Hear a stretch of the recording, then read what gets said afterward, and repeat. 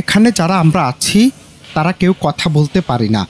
আমরা বধিররা নিজেরা পরিশ্রম করে টাকা উপার্জন করি। আমাদের জন্য দোয়া করবেন, আমরা যেন এভাবেই চলতে পারি। সবাই ভালো থাকবেন।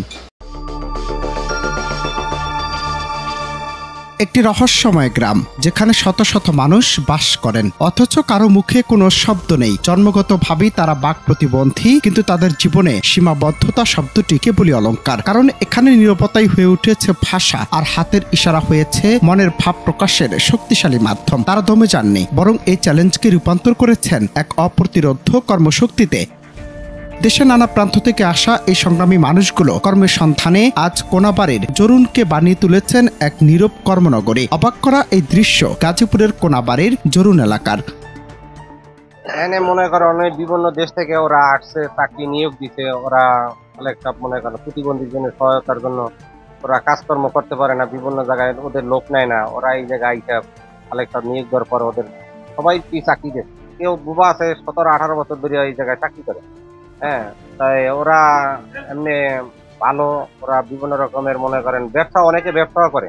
এখানে প্রতিবন্ধীরা আছে, দীর্ঘদিন যাবৎ চাকরি করতেছে। ওরা খুব মিল মহব্বত যাবৎ চলাফেরা করে এবং অনেক লোক ব্যবসা বাণিজ্য করে। প্রতিবন্ধীরা তারা সব মিলে মোটামুটি বেশ ভালোই আছে। তাদের অঙ্গভঙ্গির ভাষাতেই চলছে সংসার, ব্যবসা বাণিজ্য ও সমাজের সঙ্গে যোগাযোগ। এ দৃশ্য সমাজের তথাকথিত পূর্ণাঙ্গ মানুষের জন্য এক নীরব অথচ প্রদীপ্ত বার্তা বহন করে। এই এলাকার বহু মানুষ কেয়া গ্রুপের বিভিন্ন ইউনিটে কাজ করেন, আবার কেউ কেউ পাশের মার্কেটে গড়ে তুলেছেন ছোটখাটো দোকান, যেখানে ইশারার মাধ্যমেই সম্পূর্ণ হচ্ছে লেনদেন। প্রতিদিন সকাল থেকে সন্ধ্যা পর্যন্ত তাদের ঘাম ঝরানো শ্রম উপার্জন করছে জীবিকা নির্বাহের অপরিহার্য অর্থ। প্রায় 700-এর অধিক বাক প্রতিবন্ধী মানুষকে নিয়ে এখানে গড়ে উঠেছে একটি সংগঠন, জাতীয় বধির ঐক্য পরিষদ। বিস্ময়কর হলেও সত্যি, এই সংগঠনের নেতৃত্বে রয়েছেন স্বয়ং একজন বাক প্রতিবন্ধী, যিনি হাতের ইশারায় সদস্যদের সঙ্গে কথা বলেন, জটিল সিদ্ধান্ত গ্রহণ করেন এবং সবাইকে এক সুতোয় বেঁধে রাখেন। আমি এখানে কেয়া গ্রুপে প্রায় 16 বছর ধরে কর্মরত আছি। তো একই সাথে চাকরি করি। আমাদের এখানে প্রায় আপনার আগে 1300 মতন লোক ছিল বধির। তো এখানে বর্তমানে আছে প্রায় 700 সামথিং। উনি বোবাদের লিডার। তো উনি যেটা বলে বোবাদের ভিতরে আপনার ওইটাই কার্যকর হয়। তারা কারো করুণার পাত্র নন, বরং নিজেদের ইচ্ছাশক্তি ও স্বাবলম্বী হওয়ার জেদেই তাদের প্রধান চালিকা শক্তি।